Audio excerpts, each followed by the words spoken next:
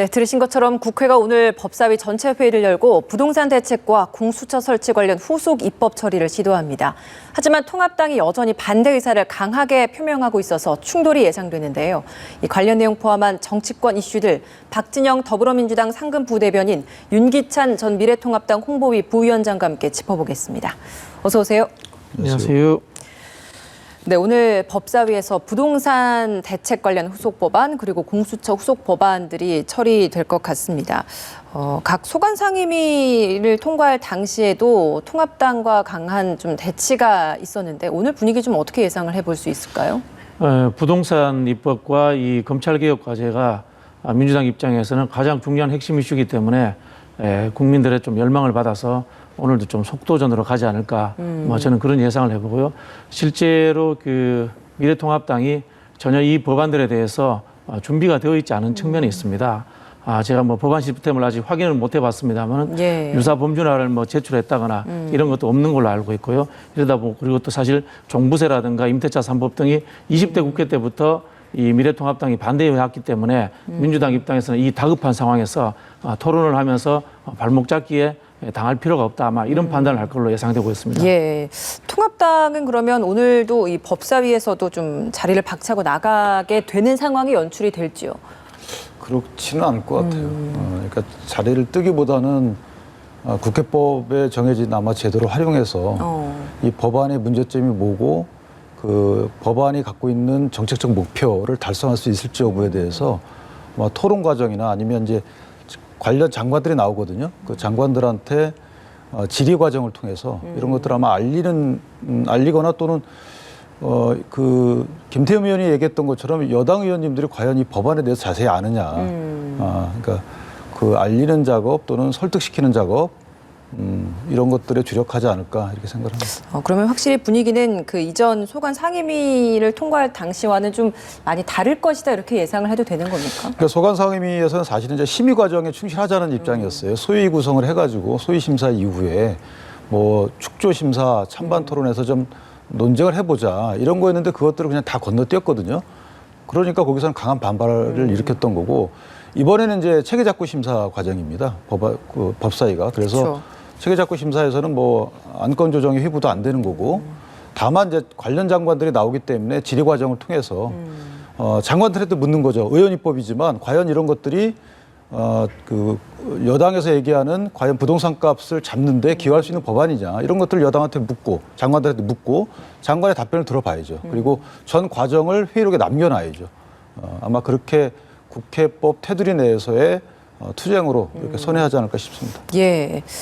처리 과정에 대한 여론의 부담은 없는지 민주당 입장에선 사실 이 처리 과정이 좀 일방적이었다라는 지적도 있고 정상적이었다라는 이런 평가도 있는데 이게 거의 뭐 반반씩 팽팽하게 엇갈리고 있는 이런 상황이거든요. 그러니까 이런 여론조사 결과에 대해서 민주당은 어떻게 그렇죠. 보고 있습니까? 김태년 원내대표가 연설할 때 이야기했어요. 특수한 상황이다. 지금 특수한 상황에서는 절차보다는 효율성을 우선시할 수밖에 없는 게 여당의 이 방법일 수밖에 없습니다. 예. 제가 예를 하나 들어볼게요. 93년도에 김영삼 대통령이 금융실명제를 통과시킬 때는 국회에서 법을 만든 것도 아니고요. 대통령의 긴급 명령으로서 그것을 실행을 했습니다. 그 당시에도 이 법을 이 금융실명제를 한다면은 금융시장에 혼란이 온다는 부동산에 대한 부정적 지적이 상당히 많았습니다. 그럼에도 보고 지금 우리가 역사를 돌이켜 보면 그 당시 이것들이 이 지하 경제라든가 부정부패를 없애는데 경제를 정상화시키는데 굉장히 큰 역할을 한 거거든요.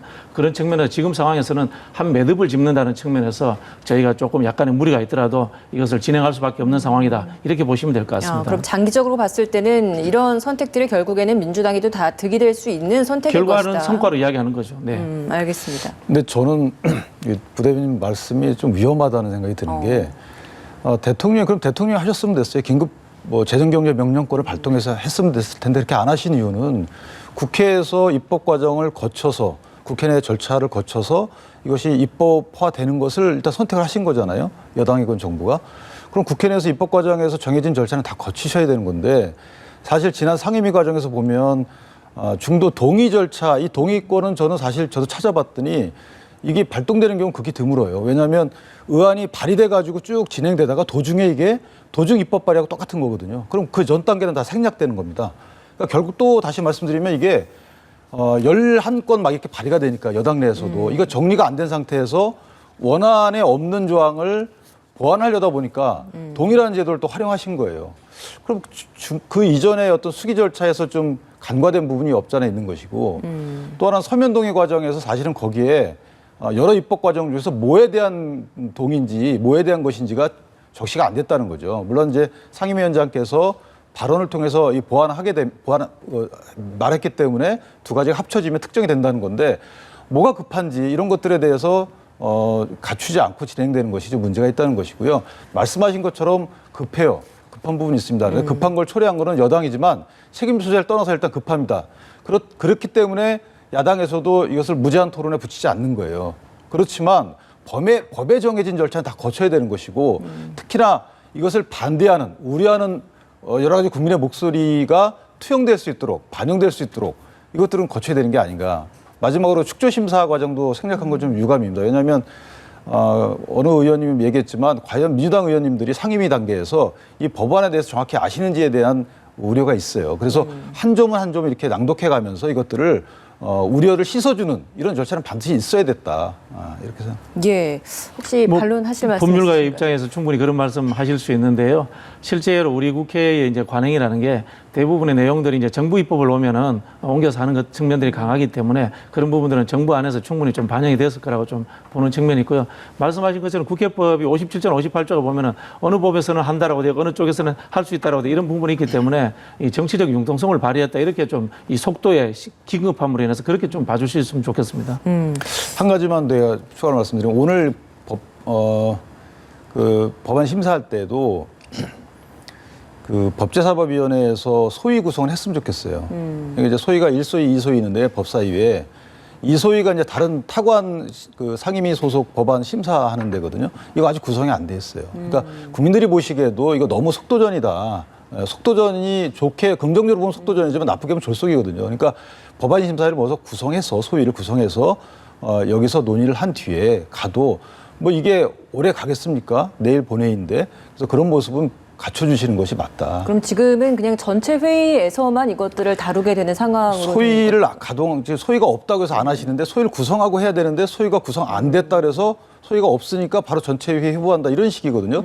좀 논리가 안 맞아요. 그러니까 소위 구성을 해놓으신 상태에서 그다음에 이제 좀 어느 정도 논의한 뒤에 전체 회의에 회부하는 게 맞지 않나 싶습니다. 통합당 의원들도 오늘 뭐 법사위에서 그런 부분에 대한 건의를 충분히 할 수 있는 사안이겠네요. 문제 제기는 할 겁니다. 네. 알겠습니다. 뭐. 지난번 법사위나 법사위 때 보면요. 통합당 의원들이 절차에 대해서만 이야기했지 실제로 이 법률안의 내용에 대해서는 그렇게 지적을 하지 못했고요. 통합당 의원들의 이해도가 사실은 더 떨어졌다라고 이렇게 보시면 될 것 같아요. 그렇기 때문에 윤희석 의원 같은 분이 이야기한 게 이렇게 언론에 빵 떴던 게 그나마 정책 이해도가 있는 분이기 때문에 그런 상황이 만들어진 거거든요. 네.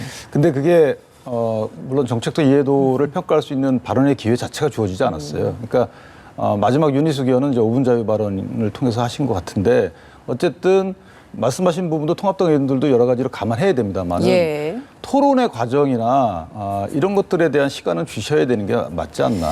예, 알겠습니다. 오늘 부동산 관련 후속 법안, 종부세법 개정안, 소득세법 그리고 지방세법 개정안 여기에 공수처법 후속 법안, 임대차 보호법 3법 중에 전월세 신고제는 내일 이제 본회의에서 통과될 부분이고 그러니까 이런 법안들이 법사위에서 통과 처리될 예정입니다.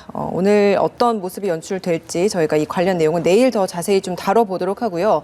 앞서 두 분께서도 좀 잠깐 언급을 해주셨던 윤희숙 의원의 지난달 30일 있었던 부동산 관련 국회 5분 발언 여러 의미에서 상당히 좀 회자가 되고 있는 것 같습니다. 먼저 두 분은 이 연설 내용을 좀 어떻게 들으셨는지 의견을 좀 여쭤볼게요. 뭐 근래 보기 드물게 참 그 통합당 의원님 중에 이제 진지하게 이야기하셨다 이런 평가는 받을 수 있을 것 같고요. 우리 당의 안민석 의원이 이제 이분이 집을 두 채 갖고 있다가 한 채 판 거는 잘했다 뭐 이런 평가까지 하셨는데요. 조금 이제 과잉된 측면이 있습니다.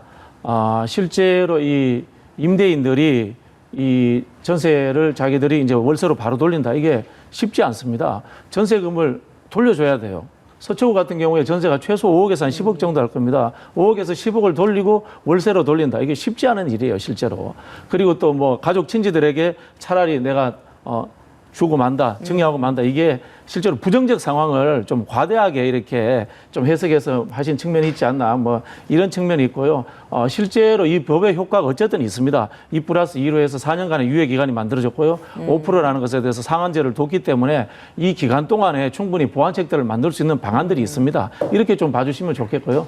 뭐 어쨌든 간에 뭐 이렇게 정책적인 제안을 해주는 거는 좀 긍정적인 상황이다. 한편으로 또 그런 면도 있는 것 같습니다. 예. 이제 국민적 우려를 대변하신 거죠. 저 부분이 집약돼서 나온 부분인데 사실 주거 안정이 부동산 대책의 목표라고 보면 이번 그 임대차 3법이 초래하는 결과는 사실 우려될 만한 게 있어요. 불가피한 면이 없지 않아 있지만 이것을 많이 고민했어야 돼요. 예를 들면 신고제를 먼저 했어야죠. 신고제를 해가지고 상황이 어떤지, 현재 임대차 계약 조건이 어떤지에 대해서 먼저 그 자료를 갖고 나서 그 다음에 5%를 했든 뭐 전 계약을 기준으로 했든 전 임차인을 기준으로 했든 이런 임대차 3법이 나왔어야 되는데 거꾸로 나왔던 거예요. 그리고 신고제를 위한 데이터는 이미 다 돼 있거든요. 확정일자를 받기 위해서 다 신고를 합니다. 여태까지 거기에 대한 고민이 여건이 없었던 부분은 인정해야 되는 부분이고요. 또 하나는 전세와 월세 간에 어떤 게 유리한지는 시장 원리에 의해서 임차인분들이 잘 선택을 합니다. 근데 그 선택이 채택이 안 되는 우려를 나타낸 거예요. 말씀하신 것처럼 임대인의 사정에 의해서 전세보증금을 반환해 줄 수 있는 능력이 없는 분들은 그렇게 안 되겠죠. 그냥 일반적인 경향을, 추세를 말씀드린 겁니다. 임대인 입장에서는 월세로 돌리는 게 맞아요. 근데 임차인 입장에서는 전세로 하는 게 저금리 시대에는 더 이익입니다. 이거에 대한 추세를 말씀드린 거고 이렇게 갈 위험성이 커요.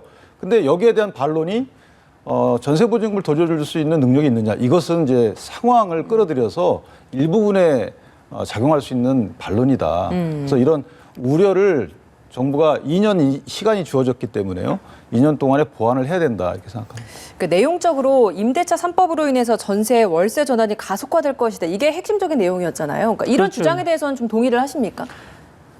금방 말씀드린 것처럼 급격하게 가속화되기는 쉽지 않습니다. 말씀드린 것처럼 전세금을 내줄 수 있는 사람이 대한민국에 얼마나 되겠습니까? 지난 정부에서 빚내서 집 사라 이런 상황들에 인해서 빚을 낸단 말입니다. 전세를 준다면 전세금을 받죠. 그래가지고 대출을 받아가지고 다시 집을 사고 하는 갭 투자로서 주택을 늘려온 현실들이 있는데 이걸 한꺼번에 싹 없애고 월세로 돌릴 수 있는 여력이 있는 사람이 그렇게 많지 않습니다, 현실적으로. 예. 오히려 제가 봤을 때는 이런 부분들은 그 장기적으로 봤을 때는 이 전월세를 공공임대라든가 공공주택으로서 만들어 간다면은 충분히 안정적인 국면으로 갈 수 있을 거라고 보고요. 제가 7월달 통계를 보니까 전세가 이렇게 줄어든 건 맞습니다. 예. 그러나 매매는 상당히 늘어났더라고요. 이 매매가 늘어났다는 건 어쨌든 간에 부동산은 매매 시장만큼은 잡히고 있다는 뜻이거든요. 그럼 전세라고 하는 세입자들 문제를 해결해 줘야 되지 않습니까? 이거 결국은 뭐냐면은 장기 전세라든가 임대주택을 공공으로 많이 짓는 거죠. 예. 주호영 원내대표 말씀하시는 것처럼 뭐 100만 호를 이렇게 지어버리면 공급 과잉이 또 일어나서 투기가 일어나는 거고 그 100만 호를 제가 말씀드린 것처럼 공공 임대라 이런 걸 돌린다면은 전세 문제가 장기적으로 해소될 거라고 이렇게 보고 예. 있습니다. 이 주장에 대한 반론 좀 듣고 다른 질문 드릴게요. 새로운 건물을 지어가지고 임대 물량을 공급하는 거는 긍정적이긴 한데 이 시차가 좀 있어요. 그렇죠. 그러니까 지금 2년 동안 이게 또 우연찮게 대선 기간에 딱 맞물려 있단 말이죠. 대선 기간 때까지는 이전 임대 기간이 얼마인지 상관없이 2년은 더 살 수 있어요. 그러니까 정부 입장에서 메리트가 있었겠죠. 그런데 지금 현 임차인이 보호받는 것 같지만 현 임차인도 이후에 또 임차인이 되거든요. 집을 살 수 있는 뭐 대출이 제한돼 있기 때문에 그럴 가능성이 커요. 그다음에 새로 공급되는 새로 들어오는 임차인도 또 보호받지 못하는 거고. 그럼 결국은 임대 물량을 단기간에 공급을 해줘야 되는데 이것은 현대 주택을 갖고 있는 분들이 공급을 해줘야 돼요. 그것이 임대 등록 사업자가 공급을 해줘야 되는데 거기에 혜택 주셨죠. 그러니까 임대 물량이 안 나온단 말이에요. 그다음에 뭐 현 다주택자 규제하기 때문에 다주택자가 싼 임대 물량 공급을 또 못해요. 그다음에 앞으로 지어지는 건물도 마찬가지입니다. 재건축에 2년 이상 분양권 받으려면 2년 이상 실거주해야 되죠. 그다음에 장기 보유 특별 혜택 받으려면 또 5년 이상 거기에 또 있어야 돼요. 분양가 상한제도 5년 이상 있어야 되고. 자, 이렇게 실거주 의무를 강화시키면 임대 물량이 안 나오는 거죠. 그래서 이 언밸런스라는 거예요. 가격 통제하기 이전에 공급을 먼저 늘려놓고 공급이 충분한데도 임대 가격이 뛴다. 그러면 그건 가격 통제해야죠. 그래서 거꾸로 됐다는 겁니다. 알겠습니다. 이 부분에 대한 정책 고민을 좀 해야 된다. 예. 이런 부동산 대책과 동시에 청와대에서는 다주택 소유한 참모진들 주택 처분하라라는 권고를 내린 바 있었죠. 사실 두 번째 권고가 7월 말까지였는데 이것 역시도 지켜지지 않다 보니까 8월 중순까지로 좀 기간이 연장이 됐습니다. 물론 실제 처분까지 시간이 필요한 것도 물리적인 사실이기도 하고 하지만 상징적인 의미도 크다 보니까 이렇게 주택 처분 권고에 대한 지켜지는 모습이 좀 늦어지는 데 있어서 과연 효과가 어느 정도 있겠는가, 반감되는 게 아니냐 이런 지적도 있거든요. 뭐 저기 상징적인 부분이기도 하고도 뭐 사실 한편으로 보면 정치적인 부분이기도 하죠. 이 비서실장이 이제 반포에 아파트를 갖고 있다 이런 측면이었지 않습니까? 어쨌든 간에 그 매물로 내놓았기 때문에 팔 의사는 분명히 밝힌 것이고요. 빨리 팔려야 됩니다. 빨리 팔리고 제가 봤을 때는 이런 부분들이 이 모든 선출직 공직자들 고위직들한테까지 좀 퍼지는 상황이 좀 필요하다고 봅니다. 이 부동산 문제로서 한국에서 새로운 좀 노블리스 오블리제가 좀 만들어지는 그런 과정이 있었으면 좋겠습니다. 네. 알겠습니다. 저는 굳이 뭐 청와대 참모진이 이 주택을 팔도록 권고를 해야 되느냐에 대한 회의적인 시각이 있어요. 근데 만약에 권고해서 팔지 말지에 대한 이 결정하는 데 있어서 이것을 계속 지연되는 이유가 국민들한테는 오해를 살 수 있습니다. 내년 6월까지는 팔 거거든요. 내년 6월 이후에는 중과세가 양도세에 대한 중과세가 부과가 됩니다. 그럼 내년 6월까지 최대한 주택 상승분까지 다 혜택을 본 뒤에 팔겠다 이런 오해를 산단 말이죠. 그냥 팔 거면 팔고 아니면 이런 권고가 큰 실효성이 없으면 걷어들이고 둘 중에 하나를 해야지 지지부진 가게 되면 주택 오르는 가격은 전부 다 흡수해서 이득은 이득대로 보고 나중에 판다. 예. 엑시트한다. 이런 오해를 살 수 있다는 거죠. 알겠습니다. 주제를 좀 바꿔보도록 하겠습니다. 민주당 전당대회 이야기 좀 해볼게요. 한 달도 채 남지 않은 상황이고 저희도 앞서서 최고위원 후보로 출마한 한병도 의원과도 또 인터뷰를 좀 가지는 시간을 마련을 했습니다. 민주당 당권 주자 3인 주말 동안 부산, 울산, 경남, 대구, 경북 이 지역에서 시도당 대의원 대회도 열고 합동연설회도 가졌는데 먼저 이 지역이 사실 정치적인 험지로 꼽히는 지역이었잖아요. 그러니까 여기에서 이런 이 합동연설을 가진 이후에 좀 당원들의 좀 분위기나 이런 것들은 누구에게 좀 더 많이 쏠렸을 거라고 보세요? 그래서요, 뭐 지금 민주당이 지역적 특성에 의해서 이제 후보가 정해지는 이제 이런 상황은 좀 저희가 좀 벗어난 것 같습니다. 오히려 이제 그 정책의 선명성 이런 부분들인데요. 뭐 박주민 후보 같은 경우는 뭐 상대적으로 젊다 보니까 이제 선명한 측면이 있고요. 이낙연 총리는 어쨌든 간에 이 책임지는 뭐 총리로서의 역할을 보여줬다는 측면이 있고요. 김부겸 의원은 어쨌든 뭐 연구가 있습니다. 근데 보니까요, 세 분 다 주요 말씀을 균형 발전과 신행정 수도 이야기를 많이 하셨더라고요.